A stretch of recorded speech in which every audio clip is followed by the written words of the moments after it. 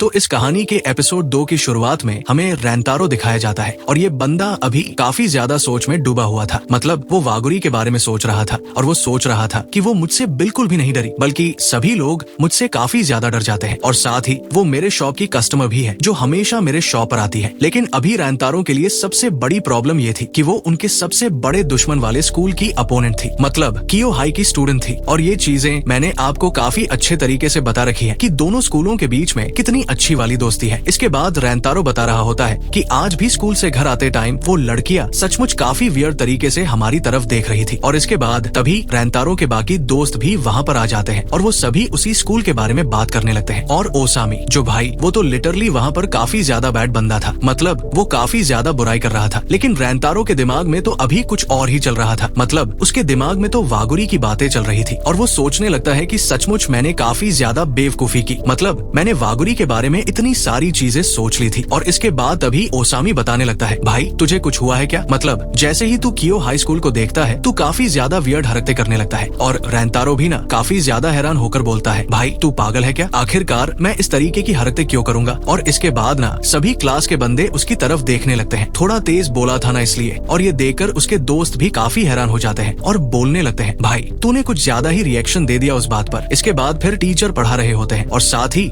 रेंतारो के दिमाग में अभी भी वही सारी बातें चल रही थी कि अब मुझे बिल्कुल भी नहीं लगता कि वागुरी-सान कभी भी हमारे रेस्टोरेंट में आएगी। अब उसको मेरी सच्चाई के बारे में पता चल चुका है और एक तरह से देखा जाए तो ये हमारे लिए काफी अच्छा रहेगा। मतलब अगर लोगों को पता लग जाएगा कि वो हमारे रेस्टोरेंट में आती है तो उसके बारे में काफी गलत सोचेंगे। और इसी तरह उसके दिमाग में और भी काफी सारे विचार आ रहे थे और सचमुच वो बंदा काफी ज्यादा परेशान हो रहा था। और इसके बाद तभी ओसामी बोलता है, भाई आज तो तू फ्री है ना? मतलब आज फ्री है तो हम कहीं चल सकते हैं ना? और लिटरली रेंतारो बताता है, हाँ भाई आज मैं एकदम फ्री हूँ। ये सुन के उसके सभी दोस्त लोग काफी ज्यादा हैरान भी होते हैं। इसके बाद वो सभी लोग बाहर आते हैं और बाहर आने के बाद काफी ज्यादा हैरान होने लगते हैं। मतलब सभी लोग केवल एक ही डायरेक्शन को देख रहे थे और वो लोग सोचने लगते हैं, भाई आखिरकार यहाँ पर चल क्या रहा है? और इसके बाद वो भी देखने के लिए जाते हैं वहाँ पर और लिटरली वो देखने के बाद बाकी लोग भी काफी ज्यादा हैरान हो जाते हैं। मतलब वागुरी वहाँ पर किसी का वेट कर रही थी, वो भी लड़कों के स्कूल के बगल में खड़े होकर। और ये देखकर रेंतारो तो भाई काफी ज्यादा हैरान हो जाता है और साथ ही बाकी लड़के आपस में बात करने लगते हैं, भाई आखिरकार कियो हाई स्कूल की लड़कियां हमारे स्कूल के सामने क्या कर रही हैं? और रेंतारो भी सोचने लगता है, भाई आखिर ये किससे मिलने के लिए यहाँ पर आई है? और इसके बाद ओसामी वागुरी के पास जाकर उसके ऊपर काफी ज्यादा चिल्लाने लगता है, आखिरकार तुम्हारी हिम्मत कैसे हुई हमारे स्कूल के सामने आने की? और वागुरी वहाँ पर काफी ज्यादा डर जाती है और ओसामी उसको और भी काफी ज्यादा डराने लगता है, काफी सारी बातें बोलने लगता है। लेकिन तभी वहाँ पर रेंतारो आ जाता है और वो उसको उठाकर बोलने लगता है, तुम्हें लड़कियों के साथ थोड़ा अच्छे ढंग से बात करना चाहिए। और इसके बाद वो वागुरी से माफी भी मांगने लगता है और वागुरी बोलती है, तुम्हें माफी मांगने की बिल्कुल भी जरूरत नहीं है। और इसके बाद हमें ओसामी भी दिखाया जाता है। लिटरली बंदा काफी ज्यादा रोने लगता है और बोलता है, मुझे माफ कर दो, मैं तुम्हारे ऊपर कुछ ज्यादा ही चिल्लाने लगा था। और इसके बाद तभी वहाँ पर कियो हाई स्कूल की और भी बाकी सारी लड़कियां आ जाती है और वो लोग काफी ज्यादा घबरा गए थे। वो लोग इस तरह से डर रही थी जैसे कि भाई ये लोग आखिरकार क्या कर देंगे उनके साथ। और इसके बाद वो लोग वहाँ से वागुरी को लेकर जाने लगते हैं और इसके बाद ओसामी बोलने लगता है, तुम्हें इस तरह से नहीं जाना चाहिए, पहले तुम्हें माफी मांगनी चाहिए। और लिटरली भाई वो लड़कियां सबसे पहले तो ओसामी को धक्का दे देती है और काफी बुरी तरह से उनकी तरफ देखने लगती है जैसे कि भाई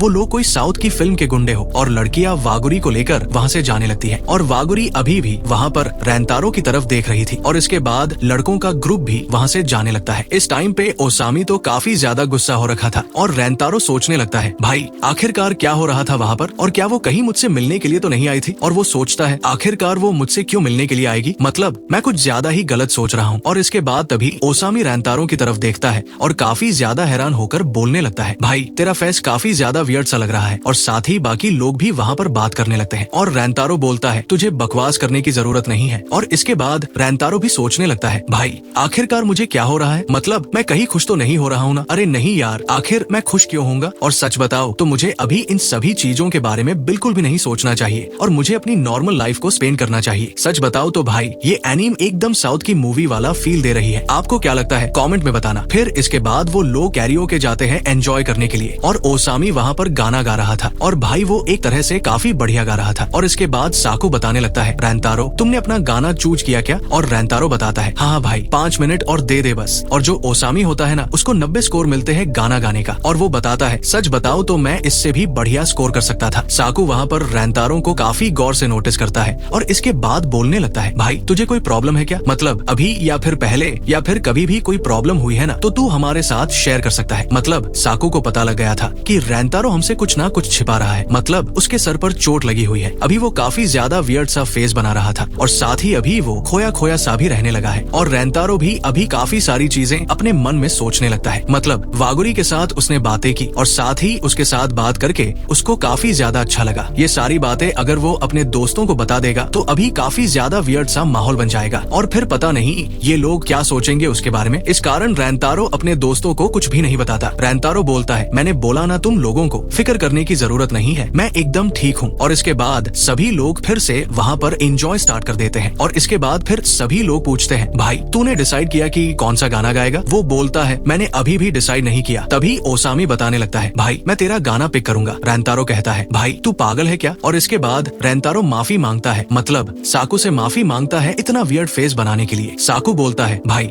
अब तेरे बारे में मैं क्या ही कर सकता हूँ। फिर रैंतारो कहता है, अच्छा ठीक है तो फिर मैं गाना गाने वाला हूँ। अगले सीन में फाइनली रैंतारो अपने घर आ जाता है और उसका रेस्टोरेंट अभी ओपन था। वो सोचता है कि अभी तो बंद करने का टाइम हो चुका है, फिर ये अभी ओपन क्यों है? और वो जैसे ही अंदर जाता है तो बंदा काफी ज्यादा हैरान हो जाता है क्योंकि वागुरी उसका वहाँ पर वेट कर रही थी और लिटरली वागुरी रैंतारो के रेस्टोरेंट पर उसको वेलकम बैक करती है। और इसके बाद रैंतारो बोलता है, आखिर तुम यहाँ पर किस लिए आए हो? तब वागुरी सबसे पहले तो अपने दोस्तों की तरफ से माफी मांगती है, मतलब आज सुबह जो हुआ उसके लिए। रैंतारो बोलता है, तुम्हें माफी मांगने की जरूरत नहीं है। और इसके बाद तभी उसकी मम्मी बोलती है, अच्छा तुम यहाँ पर आ गए, तुम आज काफी ज्यादा लेट हो गए हो और तुम्हें पता है वागुरी कितने टाइम से तुम्हारा वेट कर रही थी यहाँ पर। इसके बाद वो वागुरी से कहती है, वागुरी तुम लेट नहीं हो तो थोड़ा टाइम और स्पेंड कर लो यहाँ पर और मैं एक काफी अच्छा सा केक भी तुम्हारे लिए लाती हूँ। इसके बाद तभी वागुरी के पेट से आवाज भी आने लगती है, मतलब भाई केक की तो दीवानी थी वो, आपको काफी अच्छे तरीके से पता ही है। फिर रैंतारो और उसकी मम्मी काफी ज्यादा वहाँ पर हंसने लगते हैं। वागुरी बोलती है, रैंतारो यार तुम तो इस तरह से मत हंसो, मुझे काफी ज्यादा एम्बेरेसिंग सा फील हो रहा है। रैंतारो बोलता है, प्लीज मुझे माफ करना इसके लिए। इसके बाद तभी रैंतारो बोलता है, क्या हम दोनों एक साथ बैठकर केक खा सकते हैं? ये सुनकर वागुरी भी काफी ज्यादा खुश हो जाती है और अगले सीन में हमें वागुरी केक खाते हुए नजर आती है और उसको काफी ज्यादा अच्छा लगता है और रैंतारो सोचता है कि केक खाते वक्त ये सचमुच काफी ज्यादा क्यूट लगती है। और इसके बाद तभी वागुरी बोलती है, तुम्हारा फ्रेंड जो था वो तो ठीक है ना? रैंतारो बोलता है, अच्छा तुम ओसामी की बात कर रही हो, तुम उसकी फिक्र मत करो। इसके बाद तभी रैंतारो बोलता है, आखिर तुम गेट के पास क्या कर रही थी? वागुरी बोलती है, अच्छा वहाँ पर तो मैं तुम्हारा वेट कर रही थी। और ये सुनकर रैंतारो काफी ज्यादा हैरान हो जाता है। इसके बाद वागुरी फिर माफी मांगने लगती है और रैंतारो बोलता है, तुम्हें माफी मांगने की जरूरत नहीं है। फिर वो काफी ज्यादा शर्माते हुए कहता है, जब मैं तुम्हें पहली बार मिला था और तुमने मुझसे बात की थी तो मुझे उस टाइम पर काफी ज्यादा अच्छा लगा था। और एक तरह से वो अपनी पूरी बातों को कंप्लीट नहीं करता लेकिन वागुरी को सारी चीजें समझ में आ जाती है और इसके बाद दोनों ही कुछ रियलाइज करते हैं और फिर काफी ज्यादा ब्लश करने लगते हैं। फिर इसके बाद रैंतारो बताने लगता है, सच बताओ तो मैं अभी काफी ज्यादा डर गया था, मुझे ऐसा लगा था कि अब तुम मुझसे फिर कभी नहीं मिलोगी। वागुरी बोलती है, आखिर ऐसा क्यों होगा? रैंतारो बताने लगता है, तुम्हें पता है कि हम दोनों स्कूलों के बीच में कितने ज्यादा प्रॉब्लम्स हैं। मुझे लगा था कि तुम कियो हाई स्कूल में हो इसलिए अब तुम मुझसे कभी भी नहीं मिलोगी। तभी वागुरी बोलती है, सच बताओ तो मैं काफी ज्यादा खुश हो गई थी जब मुझे पता लगा था कि तुम उस स्कूल में पढ़ते हो। और इसके बाद वो काफी ज्यादा उदास हो जाती है और वो बोलती है, अच्छा ठीक है तो फिर अभी काफी ज्यादा टाइम हो गया है, अब मुझे यहाँ से जाना चाहिए। रैंतारो उसकी बात सुन के और उसके रिएक्शन को देखकर काफी ज्यादा हैरान हो जाता है। इसके बाद वागुरी वहाँ से जाने लगती है और बताती है, सच बताओ तो मुझे तुम्हारे बारे में जान के काफी ज्यादा अच्छा लगता है और केक के लिए बहुत बहुत शुक्रिया। और लिटरली जाते वक्त वो काफी ज्यादा उदास लग रही थी और रैंतारो उसकी बातों पर ध्यान नहीं दे रहा था बल्कि उसके फेस पर ध्यान दे रहा था। रैंतारो को तो अभी समझ में नहीं आता कि आखिरकार यहाँ पर हो क्या गया। तभी उसकी मम्मी वहाँ पर आती है और वो बोलती है, आखिर वागुरी कहाँ पर गई? और लिटरली रैंतारो की मम्मी उसका फेस देख के काफी ज्यादा डर गई थी क्योंकि अभी रैंतारो एकदम ज़ॉम्बी की तरह लग रहा था। और इसके बाद सारी चीजें रैंतारो अपनी मम्मी को बता देता है। रैंतारो तो काफी ज्यादा घबरा गया था। तभी अचानक से उसकी मम्मी उसके सर पर एक थप्पड़ मारती है और अभी मम्मी भी काफी ज्यादा गुस्सा हो गई थी और वो बताने लगती है, मुझे ये बताओ कि जब तुम वागुरी को देखते हो तो तुम्हें कैसा फील होता है? एक तरह से रैंतारो सोचने लगता है, सच बताओ तो जब वो मेरे साथ टाइम स्पेंड करती है तो मुझे काफी ज्यादा अच्छा लगता है, लेकिन मैं नहीं चाहता कि मेरे कारण उसको कोई भी प्रॉब्लम हो क्योंकि हमारे स्कूल का इमेज काफी ज्यादा खराब है और मेरे कारण वो भी प्रॉब्लम में आ सकती है। मतलब उसके दिमाग में और भी काफी सारी चीजें चल रही थी और तभी उसको कुछ रियलाइजेशन होता है और वो सबसे पहले तो अपने फेस पर एक जोरदार पंच मारता है और लिटरली उसका पंच काफी ज्यादा पावरफुल था, मतलब नाक से खून निकलने लगता है। और ये देखकर उसकी मम्मी भी काफी ज्यादा हैरान हो जाती है और बोलती है, तुम पागल हो क्या? आखिर तुम किस तरह की हरकतें करने लगते हो? वो बोलती है, तुम्हें ऐसा नहीं करना चाहिए था। रैंतारो बोलता बोलता है, मम्मी आपने सही कहा, मतलब मुझे अभी सब समझ में आ चुका है। और वो अपनी मम्मी को काफी ज्यादा धन्यवाद भी करता है। फिर अगले दिन हमें रैंतारो दिखाया जाता है जो वागुरी का वेट कर रहा था। तभी वहाँ पर वागुरी आती है। वो भी रैंतारो को देखकर काफी ज्यादा हैरान होती है। इसके बाद वागुरी बताती है, आखिर तुम्हारे फेस को क्या हो गया? रैंतारो उसका कोई भी रिप्लाई नहीं करता और बोलता है, प्लीज मुझे माफ कर दो, मैंने तुम्हें काफी ज्यादा हर्ट कर दिया है। वागुरी कहती है, तुम्हें माफी मांगने की जरूरत नहीं है, माफी तो मुझे मांगनी चाहिए। और इसके बाद वो नीचे बैठ जाती है। उसको अभी काफी ज्यादा बुरा लग रहा था। वो बताती है, मैं वहाँ से तुम्हें बिना कुछ बोले ही चली गई थी और मुझे पता है कि उसके बाद तुमने काफी ज्यादा थिंकिंग बना ली होगी और तुमने काफी ज्यादा सोचा होगा उसके बारे में। मतलब फनी बात बताओ, यहाँ पर वागुरी को लग रहा था कि उसने रैंतारो को जाते वक्त कुछ नहीं बोला, इस कारण रैंतारो को काफी ज्यादा बुरा लगा होगा। और इधर रैंतारो के दिमाग में कुछ अलग ही बातें चल रही थी। मतलब यार कितना प्यारा सा मोमेंट था, देखा जाए तो दोनों की जोड़ी काफी क्यूट है। अभी रैंतारो के दिमाग में यही सारी बातें चल रही थी कि आखिर उनके दोस्तों को पता चल जाएगा कि हम दोनों आपस में बात करते हैं तो उसके बाद क्या होगा। मतलब कुल मिलाकर घुमा फिराकर स्कूल प्रॉब्लम में आ जाता है। रैंतारो काफी सारी चीजें फिर सोचता है और बताने लगता है, सच बताओ तो मैं जब तुम्हें पहली बार देखा था तो उसके बाद मुझे काफी ज्यादा अच्छा लगा। जब तुम मुझसे बात की थी उसके बाद मुझे और भी काफी ज्यादा अच्छा लगा। और ये सुनने के बाद वागुरी भी वहाँ पर काफी ज्यादा खुश हो जाती है। इसके बाद तभी वागुरी फिर अपना नाम बताने लगती है और रैंतारो बोलता है, हाँ मुझे तुम्हारा नाम पता है। वागुरी बोलती है, तुम्हारा नाम रैंतारो है और सच बताओ तो हमें अपने दोस्तों से कोई ज्यादा फर्क नहीं पड़ना चाहिए और मैं तुम्हारे बारे में काफी कुछ जानना चाहती हूँ। और ये सारी बातें सुनने के बाद रैंतारो भी वहाँ पर काफी ज्यादा हैरान हो जाता है। फिर इसके बाद रैंतारो क्लास के अंदर जा रहा था और उसके दिमाग में वागुरी की सारी बातें चल रही थी। रैंतारो सोच रहा था कि एक तरह से देखा जाए तो वागुरी का कहना कोई गलत नहीं है। मतलब हमें कोई फर्क नहीं पड़ना चाहिए कि आखिरकार हमारे दोस्त हमारे बारे में क्या बोलते हैं। और इसके बाद रैंतारो अपनी विंडो की तरफ देखने लगता है और दूसरी साइड वागुरी भी पर्दे को हटाती है और उस तरफ उसको रैंतारो दिखाई देता है और वो देखकर काफी ज्यादा खुश हो जाती है। और रैंतारो भी वागुरी की तरफ देखे जा रहा था और बोलता है, सच बताओ तो मैं भी तुम्हारे बारे में काफी कुछ जानना चाहता हूँ वागुरी सान। और इसके बाद रैंतारो बताता है, मुझे अभी ऐसा लगा कि मैं उस दुनिया का हिस्सा बनते जा रहा हूँ जो मैं अभी तक नहीं बन पाया था। भाई आज का ये एपिसोड तो दिल को छू गया। मतलब भाई कितना डीप फीलिंग था इस एपिसोड में। पता नहीं इंडिया में ऐसा कोई एनीम आएगा भी या नहीं।